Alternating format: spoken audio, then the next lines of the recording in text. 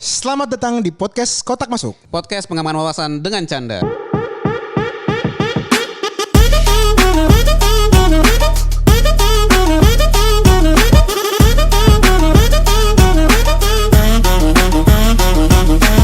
Hola hola Niko. Halo semuanya, baik lagi nih sama podcast Kotak Masuk. Nah Yes. kita kan episode sebelumnya kan kita banyak bahas tentang NBA ya Bang ya. Iya nih. Karena narasumbernya juga legit Kredibel, gitu kan. kredibel, Kredibel anjay. karena- Ternyata gue gak nyangka loh di Sunter itu jago begitu loh. Karena biasanya kita ngomongin tentang keuangan Jadi biasanya tentang kan. keuangan, tentang bisnis. Cuman ya Iya. karena kita beruntung lah bisa mengundang Dani. Halo Dani. Yes. Halo Bang Dani. Halo bro. Gak kapok-kapok ya? Enggak lah. Ini sharing mudah-mudahan nanti ada yang nyangkut juga nih. Yoi, dan ini kayaknya untuk episode selanjutnya untuk NBA Fantasy kita harus memanggil teman kita di Sunter. Untuk yang dengerin di bagian legal, tolong Anda datang. Ya, ya kan? nanti kita bikin lagi lah. Nanti Kita harus bikin, undang. Anda harus kesini biar kita Iya. bisa ngomongin NBA. Cuman kita mau ngomongin yang lain nih, Ke. Apa sih yang mau kita ngomongin sama Bang Dani? Ya karena Dani kan udah 12 tahun ya, di episode sebelumnya cerita Yep. pernah tinggal di US dan gua tuh bahkan dari lahir aja tuh terekspos dengan film yang nuansanya Hollywood gitu kan. Yep. Jadi zaman dulu misalnya Karate Kid lah, zaman kita lah yang masih kecil, habis itu waktu itu gue nonton Michael Jackson juga di US. Jadi banyak hal yang gue tuh cuman bisa ngeliat dari film. Nah, lu kan udah tinggal 12 tahun nih di US kan. Sebenarnya kalau dikasih sedikit cerita gitu ya, mulai dari lu, apalagi lu udah kerja kan, nggak cuman sekolah kan. Kalau kadang kan orang ke US cuman untuk education, tapi habis itu dia kerja balik ke Indonesia. Nah, lu udah sampai kerja pun udah sampai di US gitu. Nah, lu bisa cerita sedikit nggak tadi lu di negara bagian mana ya sebelumnya kemarin ya? Dan Oke, jadi semua tuh berawal gini. Waktu gue lulus SMA, gue punya cita-cita begini. Ini waktu di awal 2000-an ya. Gitu. Awal 2000-an kan sebenarnya awal internet booming ya. Yeah. Internet things tuh udah mulai booming-boomingnya gitu. Nah, gue punya cita-cita gue pengen kerja di Microsoft atau Boeing. Wih, gawat. oke. Lu pasti pernah dengar Gila, berdua kan? itu langsung dua raksasa bro. Dua raksasa. Gak langsung stepping dulu. Bener. Nah kebetulan dua raksasa itu head office-nya, itu headquarter-nya ada di Seattle. Itu adalah negara bagian Washington State. Oh. Itu di West Coast. Nah terus setelah itu ya gue coba dong gue daftar kan. Bonyok gue juga support pasti gitu. Karena bonyok gue pas ngerjain PR juga nggak mungkin dia pakai komputer dulu kan. Gitu kan ini bener-bener awal 2000-an tuh bener-bener baru-barunya lah gitu ya. Yeah. Nah pasti dia support. Nah ya dari situ dulu masih ada namanya kalau tes Inggrisnya adalah TOEFL. Oh iya masih, Ya kan? sekarang Nah, masih. Kalau TOEFL-nya misalnya teman-teman di sini yang dengar TOEFL-nya pas-pasan, kita bisa ke community college. Itu kita Gue kira ke Pramuka tadi. Gak ya community college ya? Community college. Oke, Itu oke. kayak di situ lu bisa dapat gelar D3 lah samanya gitu. Jadi kita nggak langsung ke UI-nya gitu misalnya gitu ya. Oke, lo ke Polteknya dulu lah. Polteknya dulu, Baru langsung tapi ke kan UI. tetap di satu kota yang sama. Yes. Kota yang sama, gitu. oke. Gitu ya. Ini kan itu dulu gitu. Nah terus kemudian gua ke community college di Seattle juga, terus pindah ke Washington State gitu. Itu udah sekitar 4,5 tahun gitu. Nah awalnya gua computer science, gelar gua D3 gua tuh computer science dulunya. Ini jauh banget loh sama karir lo bang. Jauh banget kan? Jauh banget ini. Oh lu udah tahu karir gue ya? Iya karir, enggak. Berarti computer science di D3 Computer lo. science awalnya. Itu masih pemrograman tuh masih pakai C++ mungkin Benar. ya? Iya kan? Itu kalau misalnya dulu di komputer lab ya, kita ngomongin komputer lab, Iya. itu monitornya yang masih tahu kan Cembung. yang benar-benar yang cembung, hitam tulisan hitam, putih itu ya. Iya. Pakai disket gak tuh? Pakai disket masih. 2000-an masih. Mungkin 2000-an. USB baru lahir tuh kayaknya. Baru lahir. USB baru lahir tuh. Iya. Nah itu pun S1 akhirnya ternyata nggak cocok nih sama gue nih computer science. Gue gantilah ke teknik elektro akhirnya. Bentar. Rumit banget ini. Ke elektro Bener, lo. gitu. S1 lagi dong ngulang atau Enggak, atau jadi, ada yang pindah? Kalau di sana itu ya 2 tahun atau 3 tahun pertama kan basically kita ngambil IPA ya, atau mungkin kita fisika, kimia gitu-gitulah. Nah itu beberapa itu bisa gua terus Pindah. untuk bisa gua bawa lah gitu. Mungkin kalau di sini kayak gitu ya, gue juga belum tahu. Bisa sih kayak fisika, kalkulus, Bener. Terus misalnya Ada elektronika derivatif, dasar, itu statistik dipindah. segala macam kan pindah gitu. Transfer. Bisa. kredit Asal lah. jangan pindah ke teologi bang. Gak bisa. Tapi kalau teknik elektro sama mungkin ke komputer masih nyambung dikit lah. Nah, habis dari gua S1 di situ, ya gue nekat lah. Gue coba nyari kerja di California waktu itu. Karena waktu dulu kan kita dengar area-area startup tuh. Periode startup yang bermunculan.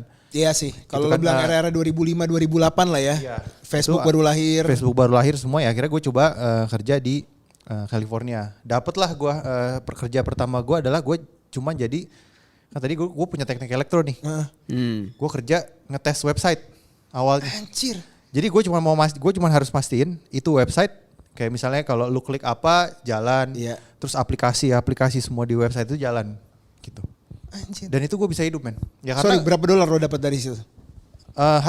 ininya ya. Income-nya udah berapa waktu awal-awal lo dapat gaji Waktu pertama? awal-awal itu kalau misalnya kita dapat teknik ya, lulusan teknik itu di kisaran 40.000 US dollar 1 tahun ya. 40.000 not US bad loh, dollar Bang. sampai 60.000 US dollar. Not bad lo itu. Not bad. 40.000 let's say kalau dibagi 12 ya. Jadi kan sekitar 3.000-an 3.000-an US dollar per bulan. Oke lah. Gitu. Dan itu lo berapa tahun kerja di situ bang? Untuk ngetes website itu berapa tahun tuh lo? Nah itu gue ngelakuin ngetes website itu ada sampai 5 tahun total. Karena di tengah-tengah bos gue cabut, dia bikin startup lagi, gue ikut bos gue perlu orang, gue nanyain bos gue ikut dia. Gitu. Dan itu masih di Amerika juga? Masih di Amerika. Terus pindah ke perusahaan apa nih? Pindah ke perusahaan namanya perusahaan kayak YouTube, namanya funnyorDie.com. Jadi kayak Anjing YouTube, serem banget Fanny. tapi isinya cuman video-video lucu doang. Oh lucu doang. Lucu-lucu doang gitu. Itu berapa lama juga di situ? Itu setengah-setengah lah, kurang. Jadi sekitar 2 tahunan di situ. Habis itu udah dong, gue udah mulai kerja. Gue ngerasa wah kayaknya udah mulai ada savings. Sekitar ada di akhir 2000-an itu kena Krismon Amerika, ingat gak? 2008. Oh, Sekitar 2008. 2008. Itu Amerika kena Krismon. yang mortgage. Ya, mortgage, prime. Betul. yes. Iya. Secara at the same time juga visa kerja gue habis. Jadi kalau visa kerja gue habis, si perusahaan itu harus perpanjang visa kerja gue. Dan lo harus balik kan? Bukan nggak harus balik, Oh. butuh duit juga. Karena kan harus perusahaan yang bayar, gue nggak bisa out of pocket gue. Iya, Oke. iya. Gitu. Nah akhirnya gue di let off, di let go, gue lanjutin S2. Gue ambil lah finance. Nah, Dari elektro. Ini industri nih. Itu ke finance aja udah budek. Apalagi elektro juga lu kok ngambil finance nih. ambil Di finance. mana tuh? Di mana? Di San Francisco. Di San Francisco juga. Iya. Oke. Karena waktu gue dapat kerja di California, gue suka sama negaranya. Gue pengen S2 di California juga. Jadilah gue di Finance. San Francisco itu. Finance berapa lama bang ngambil finance bang? 2 tahun. Jadi gue S2 tuh 2 tahun selesaiin. Habis itu masih belum recovery kalau nggak salah ya di Amerika. Jadi akhirnya gue for good. Nah gue for good terus ya gue masuk ke mulai kerja di sini agak lebih random lagi. Masuk ke risk management. Pas gue ketemu lu kan Iya. gue udah Dan gue gak nyangka lu anak elektro lo bang. Dengan semua. Men lo udah pernah gak di review risk management sama abang ini? Sekali, dua Kata-kata kali semua doang. men. Iya, Kalimat iya. sastra itu. Iya. Gak ada hitung-hitungan. Ada sih hitung-hitungannya di belakang. Cuman semuanya kan rata-rata kan. Kalau risk management kita ngomongin. Logika ya? Logika. benar. Kita berumpama kalau Betul. sesuatu terjadi impactnya apa? Betul. Dan gimana supaya itu nggak terjadi kan? Biasanya risk management begitu. Ini satu perusahaan di Sunter udah denger karir pet lu gak ya? Kalau lu diambil di IT lo kayaknya lo. Kayaknya orang IT kurang lo di bagian Sunter itu lo. Tapi lo gue belum dapat message-nya kenapa lo tiba-tiba finance? Karena kan lu kan awalnya kan elektronika, pemrograman komputer. Bang itu gak ada duit-duit banget lah mata kuliah kita tuh kan gue industri kan gak Benar. banyak ngomongin keuangan. Lo harus ada turn back-nya tuh apa tiba-tiba lo finance? Nah, jadi salah satu inspirasi gue lagi nih, bokap gue mungkin sama kayak kalian, lulusan teknik elektro UI. Oke. Oke. UI juga, abis itu S2 dia ekonomi. Oh bokap juga gitu? Bokap juga gitu. Nah, terus pas ya mungkin gue ada izin, misalnya gue perlu misalnya nyimpen duit di mana, terus waktu itu gue juga udah mulai karena gue udah punya tabungan, gue pengen main-main saham misalnya betul. gitu kan. Nah gitu gue jadi kalau main saham kan kita juga milih perusahaannya, jadi kita harus baca financial statement kan. Betul. Itu gue buta sama sekali tuh. Pasti dong, biasanya kan ampere sama volt doang kan. Iya, biasanya kan yang benar-benar teknis lah, Iya. komputer lah apa Yes, gitu. yes. Nah, tapi kan waktu zaman itu benar-benar zaman dimana informasi tuh lu gampang mudah dapetin. Kayak sekarang lah, sekarang basically lu Iya, nyari apapun iya, iya, ada iya. kan. gitu. Jadi ya dari gue belajar financial statement itu segala macam sampai ya gue harus tadinya kan gue pengen berinvest nih Ci, ya. Namanya kita masih kecil kan kita punya cita-cita kita mau invest Betul. di saham gitu. Nah Oke. dari situ gue suka sama finance gitu. Keren nih. Ini beda loh Nick, cerita anak elektro yang berbeda loh. Kak. Oke, nah udah cukup nih bahas tentang masa transisi karir. Siap. Nah balik ke US lagi ya. Iya. Pada saat lu kerja dan lu udah pernah hidup di Indonesia juga ya pada saat kerja seperti ini gitu ya. Kira-kira hari-harinya orang US itu ngapain aja sih biasanya weekdays dan weekend gitu? Ada yang unik nggak yang bisa di-share?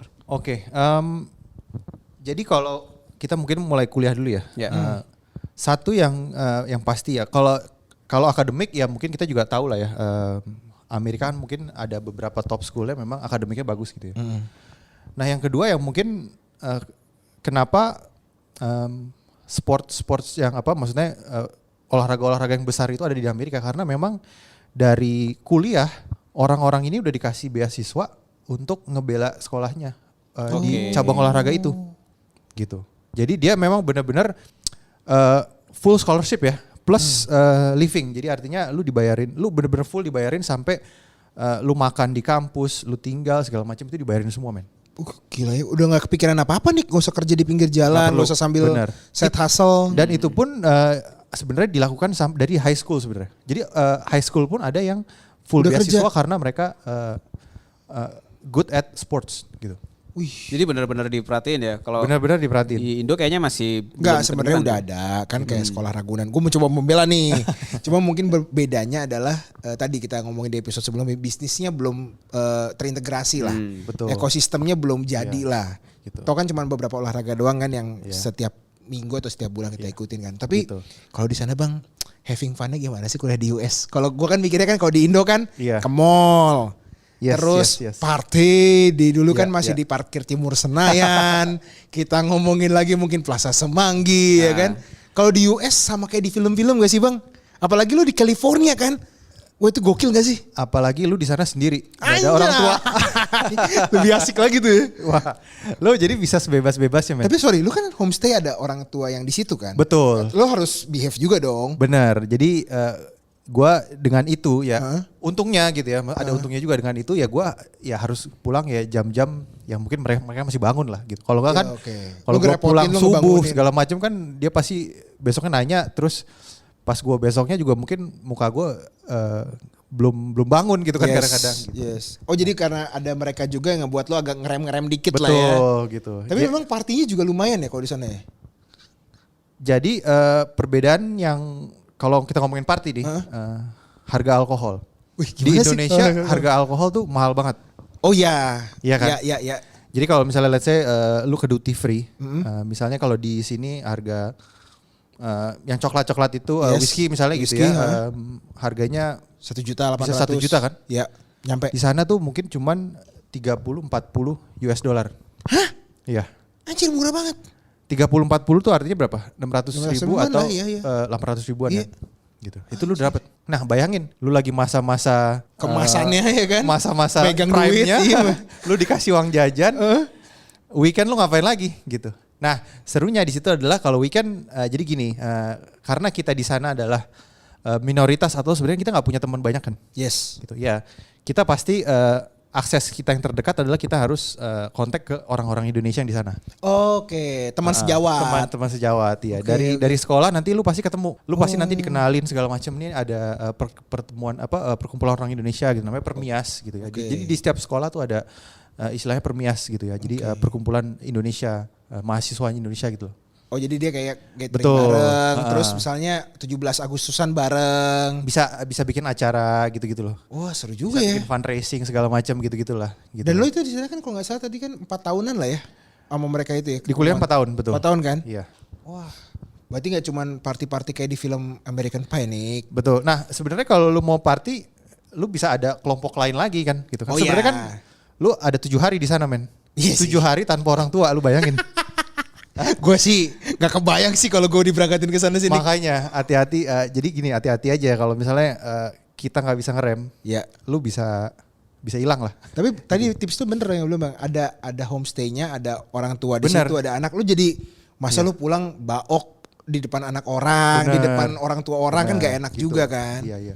Ya nanti kalau misalnya tipsnya ya let's say lu kesana lu cari roommate yang normal-normal aja gitu yang nggak Yes. terlalu liar gitu-gitu. Yes. Terus mungkin yang salah satu yang kita lakukan juga gereja gitu. Wah bagus sih di sana. Bang. Bagus ya. Jadi ada ya perkumpulan-perkumpulan.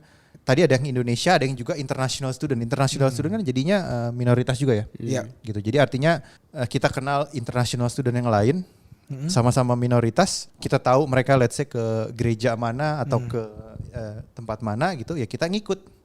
Tapi lu harus berani ya.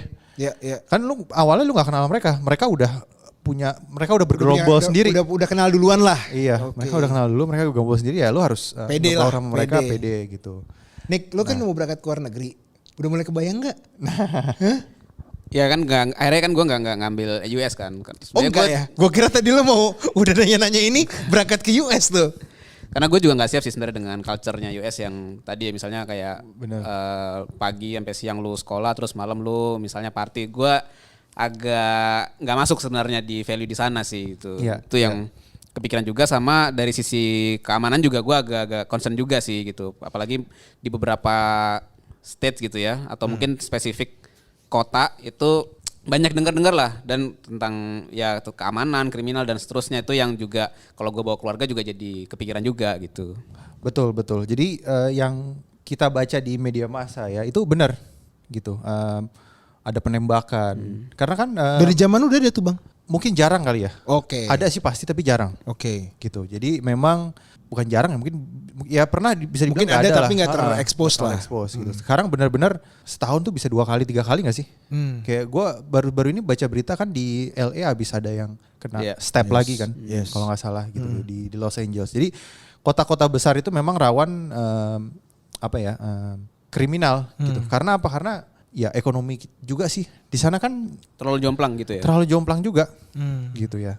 Mungkin gini ya, gua kasih gambaran sedikit kenapa itu terjadi. Waktu zaman gua sekolah di sana, let's say kita kalau ke McDonald lah ya, karena di sana juga orang-orang bule itu makanannya fast food gitu loh. Oh, makanya- McDonald, KFC itu sama kayak kita gitu. Sama lah ya. Nah, yang mungkin yang bisa let's say kita compare harganya ya. Kalau zaman gua sekolah, $5 itu bisa dapat satu paket. $5 dapat satu paket. Artinya mungkin let's say dapat makannya, dapat minum Minum. sama mungkin kentang ya, french Yes. fries. Ya, gitu. yes. Sekarang men udah 10 sampai $15. Itu kan karena ada inflasi kan, makanya kan mereka naikin suku bunga terus dan Ya, sebagainya gitu kan. Nah, dari situ kan juga makin ngejomplang kan. Dengan itu makin ngejomplang akhirnya makin banyak penduduknya yang miskin juga gitu.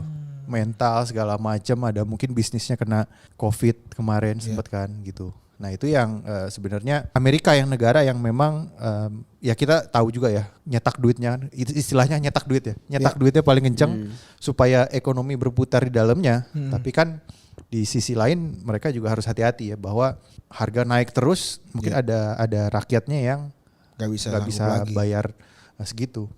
Cuman gitu. lo pas di sana ada rasa, mungkin kita ngomonginnya agak, ada nggak sih yang nggak enaknya bang yang lo rasain nih ya, pas di kuliah di sana atau pas lagi kerja di sana, yang ngebuat lo udah deh gue kayaknya di Indo aja, kira-kira ada nggak 1-2 hal? Ataukah karena tadi mahal? Bisa dibilang nggak ada loh men. Oh enggak deh. Makanya sebenarnya kalau itu nggak Krismon, gue Lu terus di di sana. Tapi lo udah siapin mental kalau misalnya kayak ada gun shooting atau ada kayak kidnapping gitu.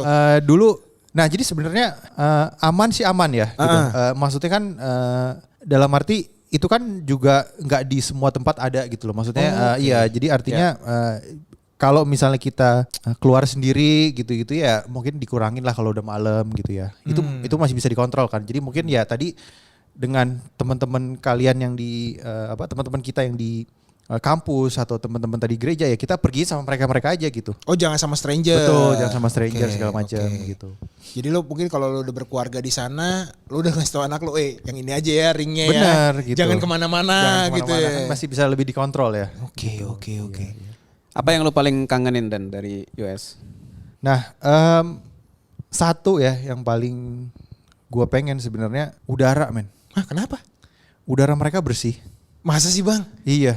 Dan gue kangen jalan kaki. Oh iya. Di sana gue suka banget jalan kaki. Jadi misalnya gue kalau ke sekolah gitu gue naik angkot, naik bus. Iya. Naik busnya juga udah terkonek kemana-mana. Lu mau ke kota, pusat kotanya, lu mau ke tempat olahraga, lu mau ke sekolah, itu gampang. Oh, udah gampang banget. Gampang banget gitu. Jadi ya lu ya mau nggak mau, tapi kan lu nggak mungkin tinggal di sebelah halte bus kan. Ya, Kayak sekarang ini kan mungkin harga-harga udah naik nih. Iya. Kan? Nah ya itu yang gua kangen, satu gitu.